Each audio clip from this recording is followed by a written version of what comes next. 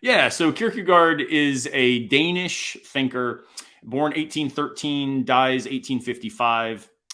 So he died at 42. So lived a young life, a very vigorous life. So he, in his early years, was the child of a man who was very, you might say, religiously intense. And this helped Kierkegaard develop in a way that allowed religion to be something that was overbearing in many ways. It was something that was very difficult for him to navigate because it was something that was severe. It wasn't a life more abundantly, as people might say. It was actually a life with a lot of pressure, a lot of intensity. And so as Kierkegaard aged, he goes to college. He studies a bunch of different things. He sounds like any number of my students, maybe your colleagues there at Oxford, who, they take a little bit of law and they think, no, maybe I'll go do some science. I'll go to med school. And then it's like, oh, shoot, no. Ooh, that philosophy class was cool. I'll take some philosophy. So he bounces around, tries a bunch of things, and eventually really gets to the point where he's kind of a, jack of all trades, master of none. He's really struggling.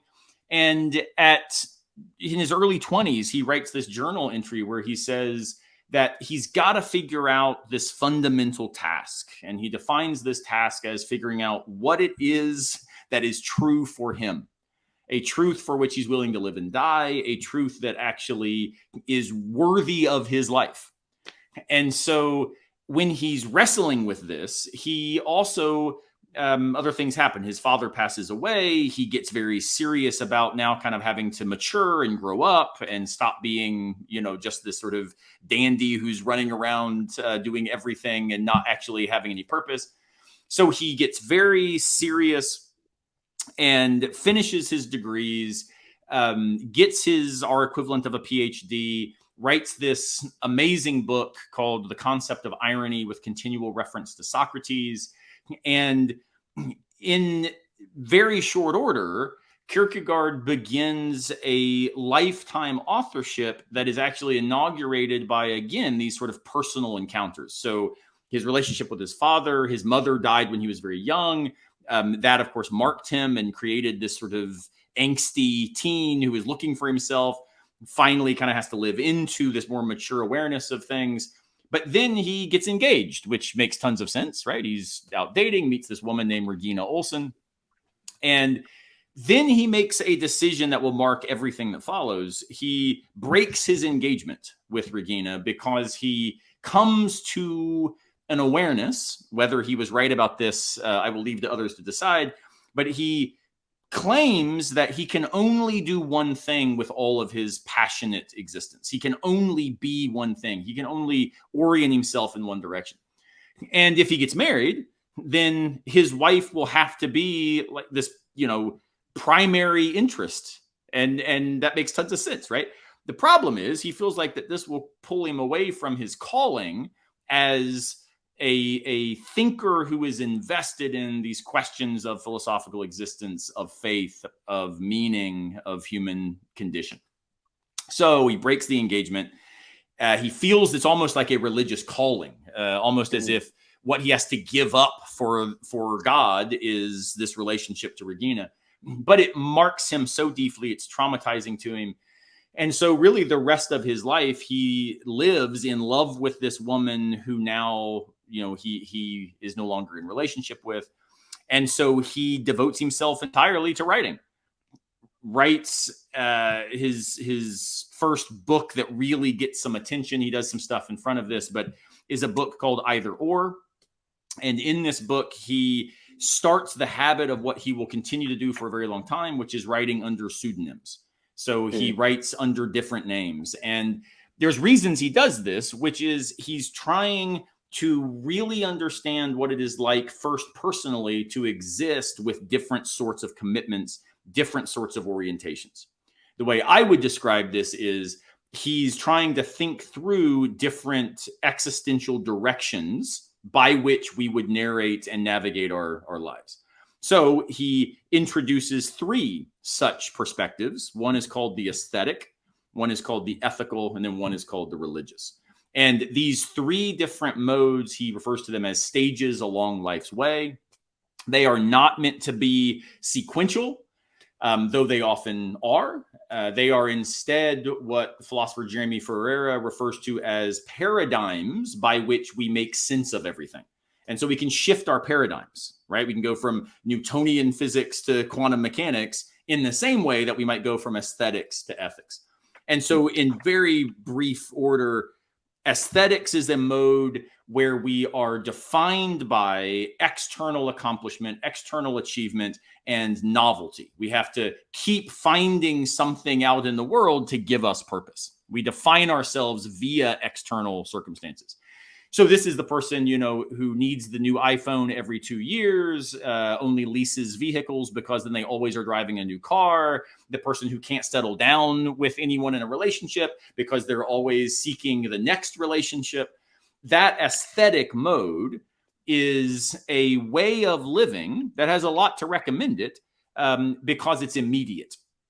We are immediately engaged in what we desire, and we then try to live toward that desire, obtain it. Problem is, then when we obtain it, well, we don't desire it anymore. So we've got to throw it away and go keep desiring something else. So it's about the immediacy in relation to external objects.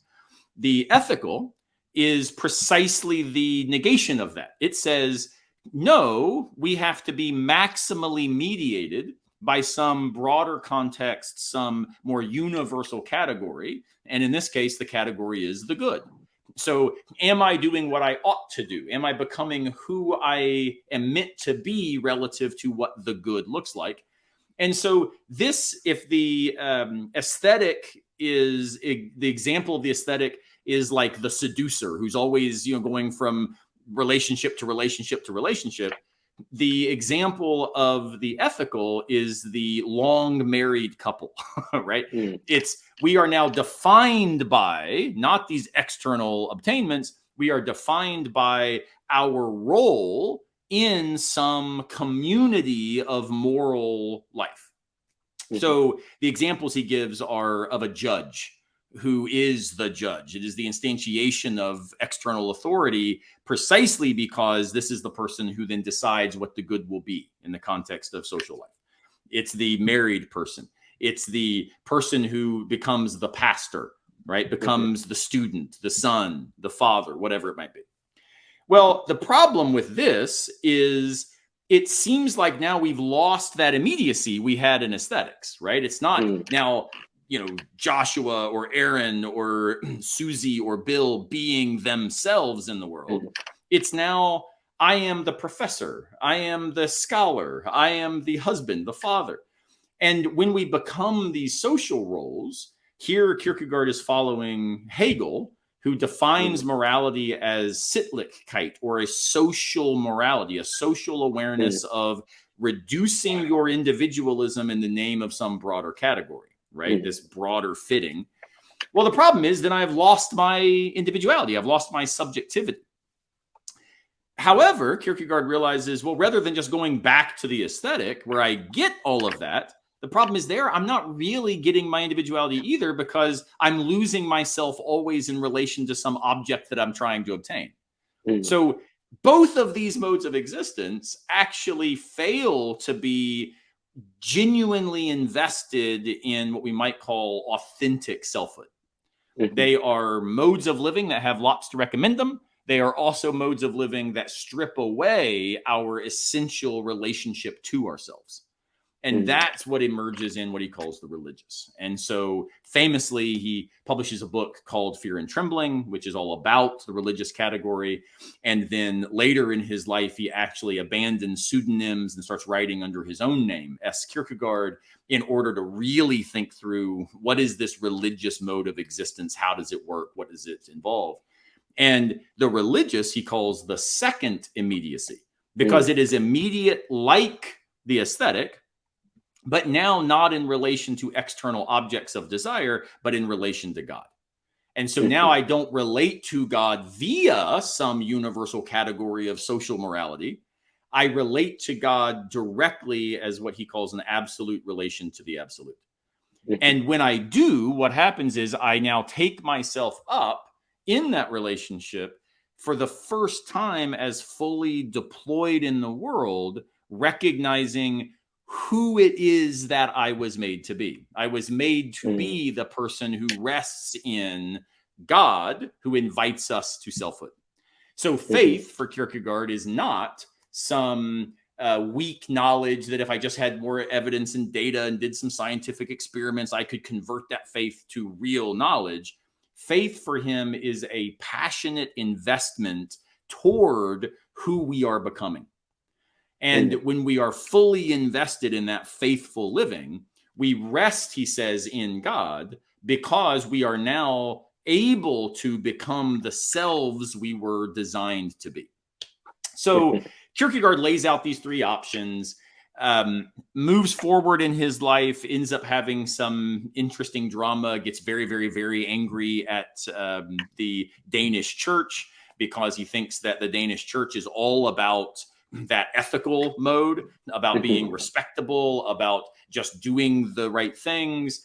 At the time, being baptized was also a mode of becoming a citizen. So it was this complicated state-church relation. And Kierkegaard wanted nothing to do with that. He was a fan of the idea that Christianity was always going to be offensive. It was always going to be out of step with its time. It was never going to be sexy and relevant, right? It was always going to be something that challenges us and wrecks our pretensions to having God figured out. And so he engages in what's called the attack on Christendom, where he says his task is to bring Christianity back to Christendom, because the hardest place to actually stand in relation to God would be in the churches. Because there, what we do is really just stand in relation to social power and social status and other people who are being respectable in their adult lives. And he says, no, God is an absolute paradox that ruptures all of that egoism. So the church, of course, is not a big fan of his. It really causes some tension, which is a big problem for his brother, who is actually a pastor in the church. So at 42, he has exhausted his wealth. He's exhausted his body. He collapses in the street. And when this happens, dies, very short time thereafter. And at his funeral, in fact, he's buried in the church the church graveyard because of his brother's contacts. Which is funny, given that Kierkegaard in Danish just means churchyard. So he actually lives into his name. But one of his nephews shows up and actually more or less starts a riot at his funeral because he's so horrified. Uncle Soren would have hated this. You're now sanctioning him and baptizing him back into the thing that he spent his life railing against.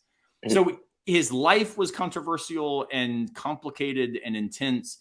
His death was controversial and complicated and intense. And his reception has been similar. Some people read Kierkegaard as this great Christian thinker who is a defender of, kind of white evangelical complacency. Others have read him, like Francis Schaeffer, as being this horrifying, troubling, disastrous influence on Christianity because it strips faith away from reason. And we've got to get back to reason and do apologetics in this sort of forceful way. Kierkegaard wanted nothing to do with that. So Schaeffer says that Kierkegaard is really dangerous to Christian life. Others have argued we shouldn't even think about his Christianity that much. He's an existential thinker. That's really the point of what he's up to. Others have suggested that but he's actually doing really interesting political work, despite the fact that he was very non-political. What he does is challenges any stable political order. And so he's actually presenting us with these complicated, radical democratic or even anarchic sort of models. So his reception is wide and broad, but he was loved and inherited by people as far afield as Heidegger, who in fact says that Kierkegaard is most philosophical when he is most religious, which is an interesting claim. Kierkegaard was inherited in the 20th century very heavily by people like Derrida, in deconstruction, French phenomenology. Emmanuel Levinas talks a lot about Kierkegaard as sort of doing things the wrong way because he wants to get over ethics rather than recognize ethics as the highest available for a human. So there's been a lot of reception history that has different avenues, different angles. And where I come down is somebody who tries to read Kierkegaard in light of German idealism. So within his context, kind of what was he doing and who was he responding to, but also as somebody who specializes in phenomenology, I'm very interested in how, in particular, the French reception of Kierkegaard from Jean Val through Emmanuel Levinas to Derrida, now to people even like Jean-Luc Marion and Jean-Louis Chrétien and others, how it is that phenomenologists have really appropriated Kierkegaard. That to me is a powerful set of debates. And then more personally, I also identify as a Pentecostal Christian. So I have drawn on Kierkegaard recently as a critical resource for what I think is the necessary critique of widespread complacency within, in particular, American white evangelicalism, which I think is often not much more than a deeply problematic conservative politics. And so I draw on people like Kierkegaard and Bonhoeffer and Simone Weil to really challenge what it is that Christianity is now allowed to look like in the context of our own society, which I think maybe is in harmony with his own kind of attack on Christendom. That doesn't mean that he was opposed to Christianity. He was actually saying Christianity calls us to more than that complacency, than that privilege, than that indifference towards the lives lived by others.